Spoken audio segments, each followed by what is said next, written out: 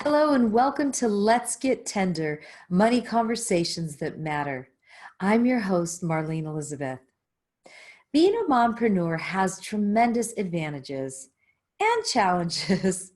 In today's episode, you'll meet mompreneur mentor and scientist Tonya Moore, who understands that mommy's time is precious and that managing our minutes and our money is essential in business. You'll hear her share beautiful, wise insights on value and self-worth, positive money mantras, and her unique scientific perspective on acquiring wealth while putting family first. Get ready for a tender money conversation on what it takes to raise a business. Welcome to Let's Get Tender, Money Conversations That Matter, a video podcast series with certified money coach Marlene Elizabeth, with amazing weekly guests who share their inner challenges, personal triumphs, and inside tips and strategies so you can prosper, lead, and love bravely in business and life. So get comfy and get ready to grow money wings.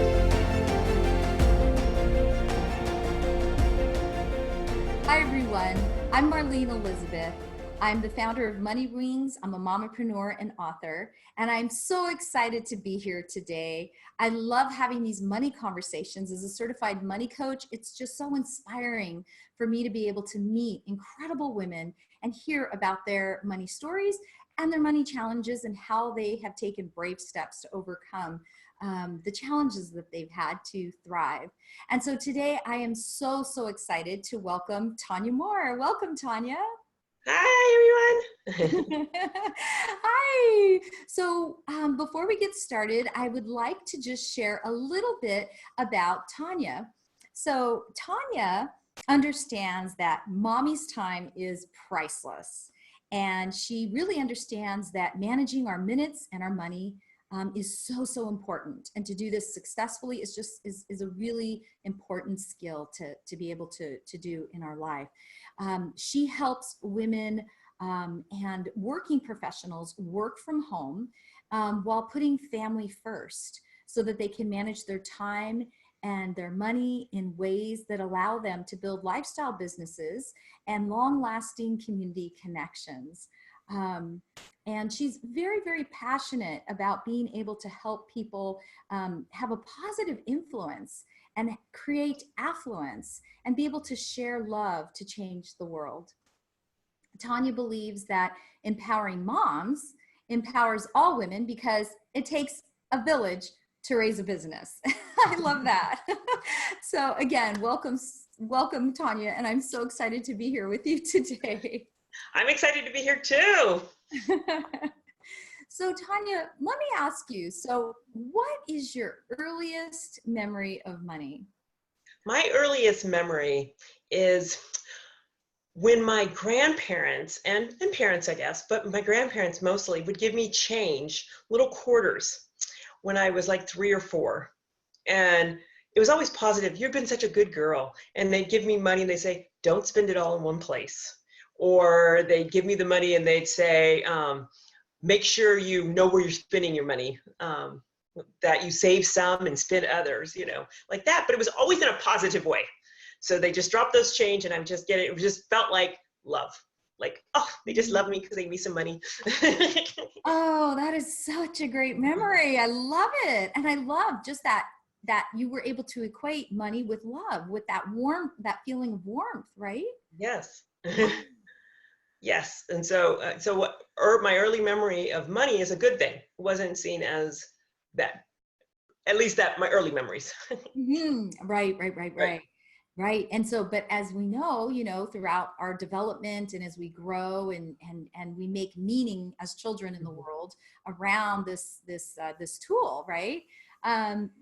There's sometimes limiting beliefs and we all find that we have limiting beliefs around money, but sometimes they operate invisibly, right, in the background of our life. And so unless we actually take time to figure out what's going on here, why can't I seem to thrive in my finances, oftentimes it leads to this limiting belief around money. And so have you been able to kind of discover some limiting beliefs you've had around money? I think that the limiting beliefs that I've had have changed over the years. And it changes as I became more of a professional, as I learned more about money. Originally, with my family, it was save money, save, but save for a rainy day. Don't go spending it. And spending on other people, but not yourself. And just things like that were very much the foundation of my money beliefs. But as I grew older and I started to have more money, then I started putting shame with money. That now I have more money than my family or other people. And my belief became, am I getting too greedy? You hear, are you being greedy about your money? Why do you want more and bigger things and better things? Like an example is, I want a luxury car, but I feel greedy because, my kids need more stuff than I do. And I shouldn't be spending my money that way. I should really be saving it in case something bad happens. And this struggle is real. This struggle is real.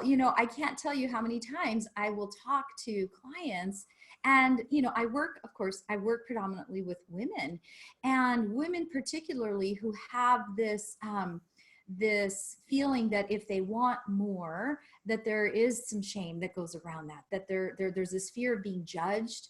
And it is something that can come from, let's say, family upbringing, but it also is can be more like of a larger collective consciousness. There's this larger picture of women when they kind of stand out and truly thrive as women.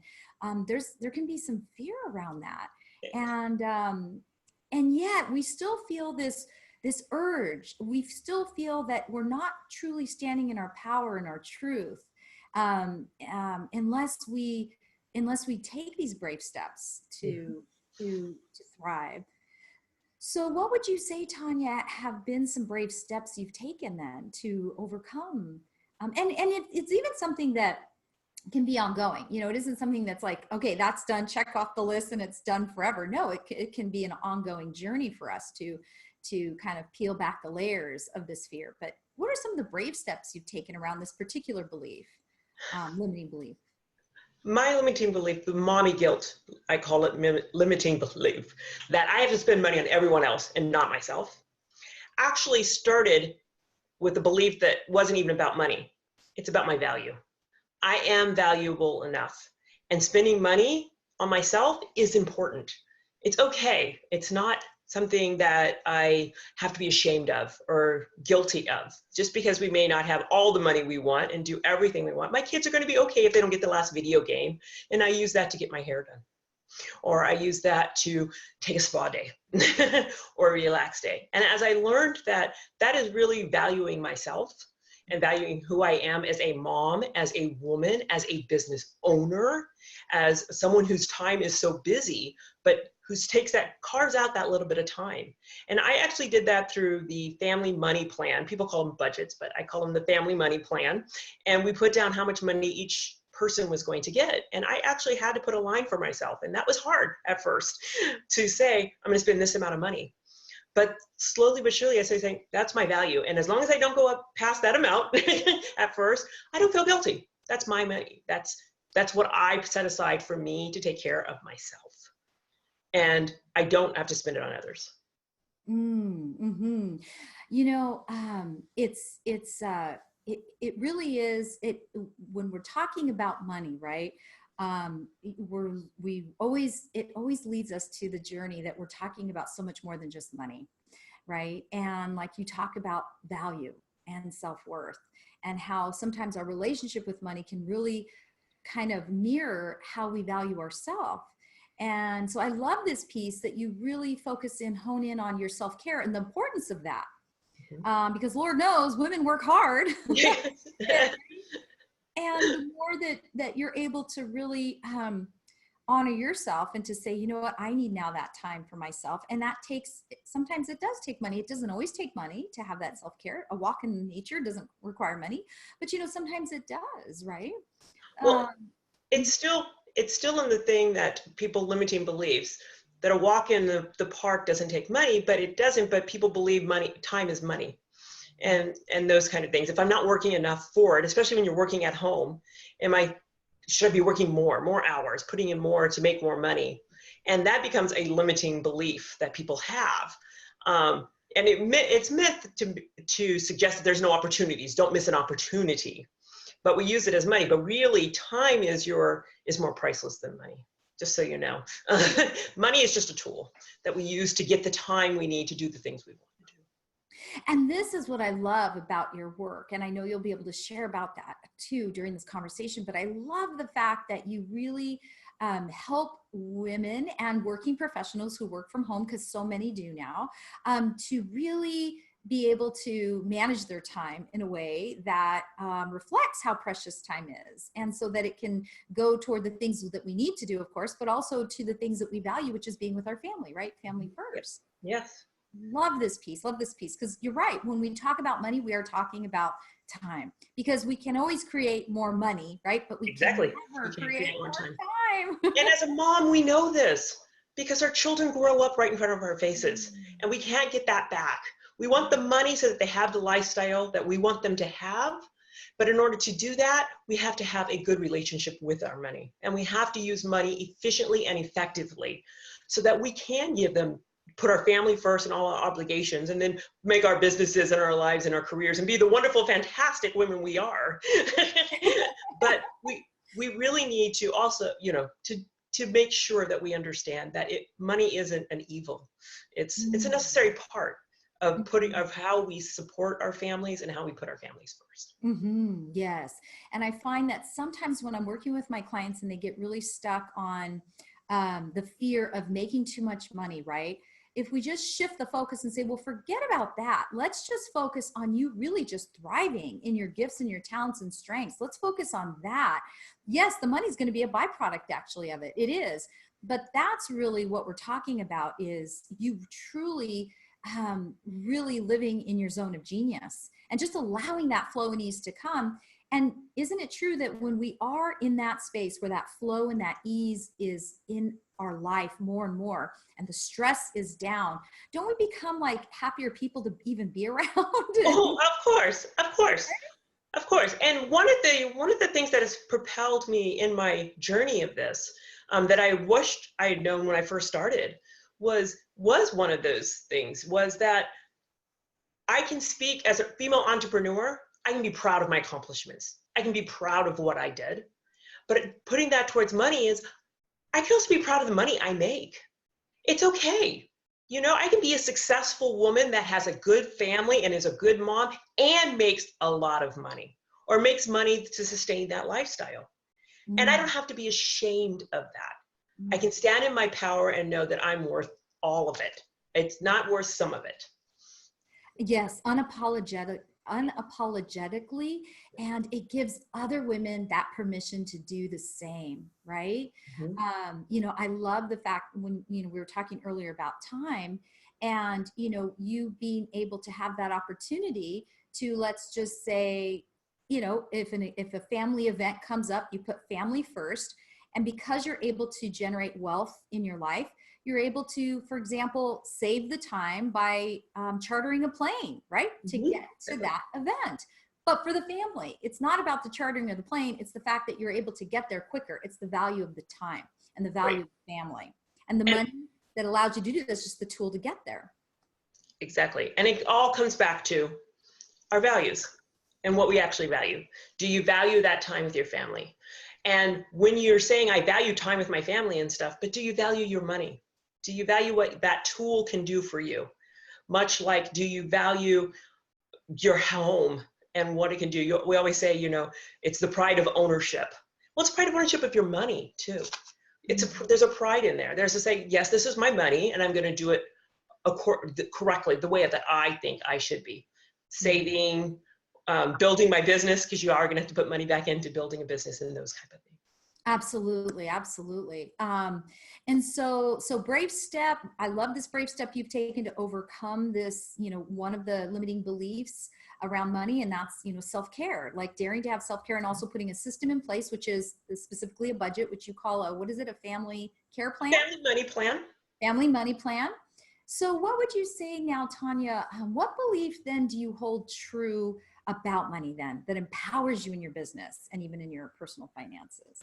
Oh, I think that the biggest belief is that money is just a tool. And that is my biggest belief, and it's something that has carried me through quite a bit because I don't give money power. It's no different than any other tool I use, a hammer, whatever. It just allows me to get to where I want to be and what I want to go, excuse me. It is not the goal. The goal isn't to make more money. The goal isn't to, other that could be someone else's goal. That's not mine. Mine is not to make money or to do that. It's to sustain myself and my family and to live the lifestyle I want. In order to do that, I need money. Now, having said that, it might be a lot more money than someone else or a little compared to someone else. It doesn't matter. It gives me the lifestyle I want and that I can love every day. And then the other thing is money is easy to make. To stop that, once I changed my mindset, and that was a totally different limiting belief, but once I changed my mindset and realized that money comes in many different forms. It doesn't have to come from a job. It comes from saving it correctly and for a rainy day, or knowing what you want to buy and waiting till you can afford it instead of putting it on credit cards and paying the interest rates or stuff of this nature. You know, it's realizing that not only is it a tool, it's a tool that's always there for me. Mm, mm. You know, and that alone, that particular affirmation, and then walking in that, embodying that affirmation of money's easy to make, you know, it's easy to create money. That's a very powerful, that alone, if you walk away and you're watching this show and you walk away with just that, because if that sounds like, what, how can that be possible? That is such a powerful affirmation filled with truth, filled with so much truth. So I'm so glad that you put it that way, Tonya. And then also let me ask you, so what lesson have you learned from your business that you can apply to your relationship with money? So I think I discussed one, and that was the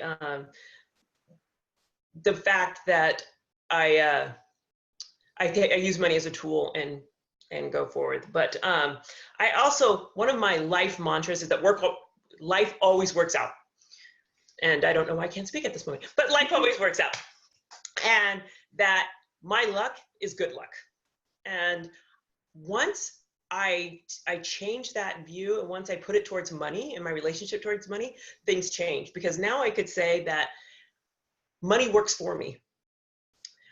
Money is always there when I need it. And pretty much like I said before, money is easy to make. Money is there.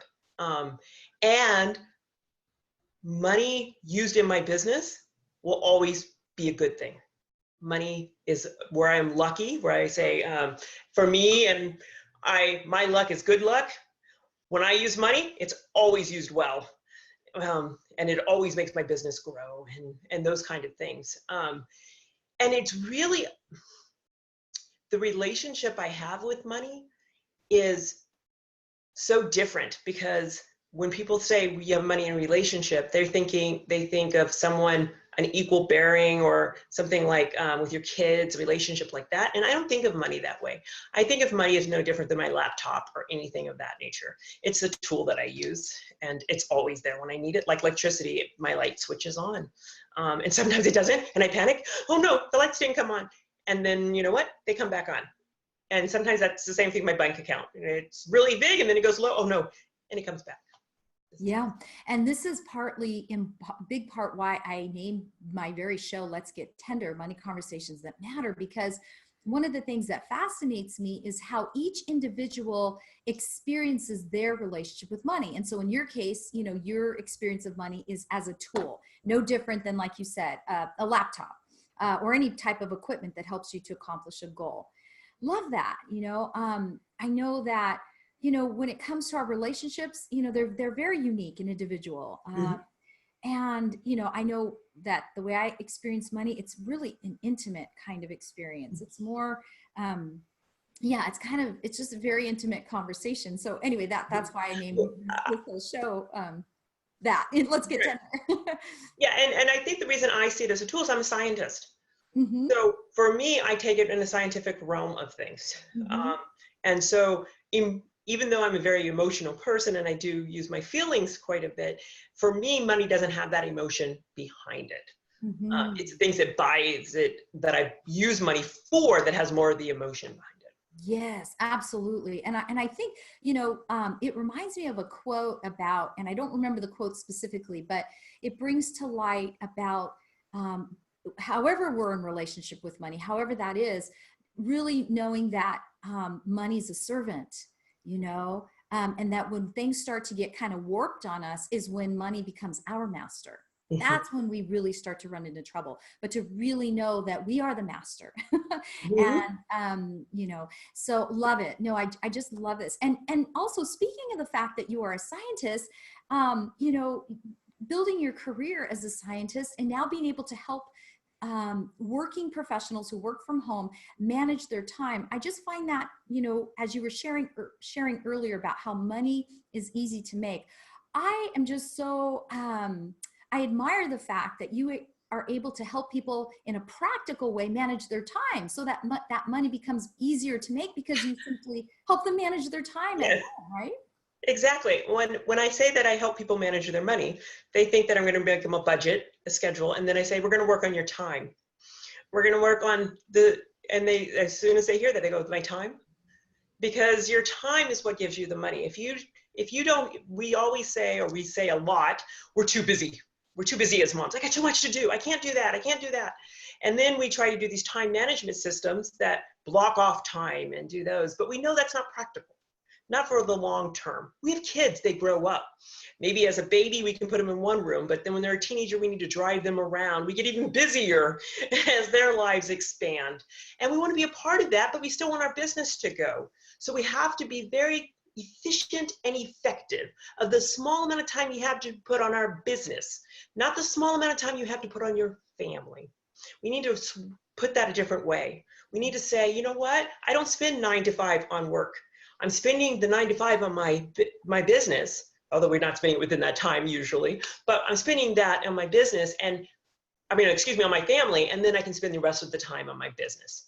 So we become very, very efficient and effective on our time with our business, which equates to money. It automatically starts coming because we start to focus on what we need to focus on, and we can be hyper focused on that stuff. Mm-hmm. And so many times, as when we first start out into the world of entrepreneurship or just even working from home, sometimes we struggle in it by ourselves for way too long. And really, there's no need. There's No, people, there's no. right? No. We need a group. We can't do anything by ourselves. We are, as human beings, as a scientist, I can tell you this as a biologist, we are connected. We are all connected. And if we think of ourselves as all these separate little fingers, all these moms are out in their own little world, separately they can't do much on their own. But we put them together and we're a big fist. And we can handle so much. We can do so much. And instead of the world as maybe, and I don't want to call it a man's world, but the view that has been there for a while that it's a competition, it's not a competition. We can work together. We biologically were made to work together. We were in there picking berries, talking to each other while the guys were out hunting. We still need to talk to each other, utilize other resources, and also barter. You can, as moms, you can say, if you watch my kids for this hour while I try to get this business plan done, I'll watch your kids for an hour this day so that you can do your business plan or whatever those services are. Mm-hmm. So, Yeah. and that actually saves money, but it has nothing to do with money. Mm-hmm. Mm-hmm. Absolutely. Great tips. So what would you say, Tonya, that you wish that you would have known about money, something you know now, but you wish you would have known when you first got started, either working from home or just even on this journey of entrepreneurship as a mom? That it's okay to make money. It sounds simple. It sounds simple. You wanted to make money, but I always had a goal for that money. I need to make enough to buy the new refrigerator. I need to make enough so my son can go to sports. I never thought of more. And as soon as I started thinking, well, you know what is that limiting belief? And I started saying, I don't want just the money now. I want generational wealth. I want to be able to have my son, teach him the methods of money so he can teach his family and they can keep going on and know that money is this tool that they can use and they can have it. But at the same time, I had to learn that it had to come as the journey I had, because I realized that, Mom, we don't want to do that while the kids are young. We want to do it when they get older. So we have to set ourselves up when they're younger to think that when they graduate from high school or whatever, that's when our business is really going to expand. That's when we're going to get our wealth in there. And that thinking really changed. And I wish I had had that at first, because I limited myself so much in work and building a business, because I was thinking that a lifestyle business just meant for me to keep the lifestyle I had instead of expand and to be more. Mm. And you know, this topic you bring up of generational wealth, that alone is a wonderful topic that we could have a whole nother show on. I'll have to back on that, because, you know, nowadays with millennials, you know, being able to make so much money, or even people like, you know, Zuckerberg, who can just, you know, Bill Gates, who have plenty of money, Warren Buffett, they're able to have, you know, plenty of money to just, their children can, you know, thrive. And yet what you hear more so is that they understand it's more important for the children to learn the character in creating their wealth. It's not just giving them the wealth. It's actually giving them the support that they need to build their character, that empowers them to build wealth in whatever circumstances that they're in, right? Right. So I believe that generational wealth is built off the same three sets that I tell mothers. You have to have the right mindset, teach your kids the right mindset, the right skill set to handle money, and then give them the right tool set, which is, you know, like your bank accounts and your money market accounts and where to put those things. So once you put those three things together and you teach your children those things, they can make their own money and their own lives. And you've given them a gift that is not necessarily money, but it's a tool and it's a skill that they can use later on in life, and they can hand down to their family. And so when I'm gone, I hope that my grandkids, my family, if they never think about me, that's fine. But if they do, I want them to think you were a nice person. And you know what? She made wealth. She made her own name. And I have to really plug in that really quick, is that was my grandmother. She was an entrepreneur when there weren't women entrepreneurs, but I love her. And that's what I think of her. And that kind of generational traditions being handed down has created the lives we have today. Oh, Tonya, that is so beautiful. I mean, really, that brings tears to my eyes, because when we talk about wealth and money, that's what we're talking about, right? That's what we're talking about. So, okay, well, listen, I could talk to you, of course, we can talk forever. We have to do some kind of event together so we can really gather women together to continue this conversation. But in the meantime, how can women find you? How can they learn more about what you do as a wonderful coach, a mentor that helps women and professionals work from home in a powerful way, and even to continue this conversation? You can contact me. You can go to my website, which is at sunfluence.com, or you can get on my Facebook page, which is at Sunfluence Inc. And there I have a lot of free gifts for you, things, and with a discussion on our Facebook page of how mompreneurs can get together. Because my goal is to empower all moms and empower women, because when we empower each other, we build stronger communities and stronger families. Wonderful, wonderful. Yes. And I highly recommend that you connect with Tonya and learn more about how, if you're a work at home professional, please reach out to Tonya. She's available online to connect virtually. But it's just been such a pleasure, Tonya. Thank you so much for joining me. Thank you for having me. Love everyone.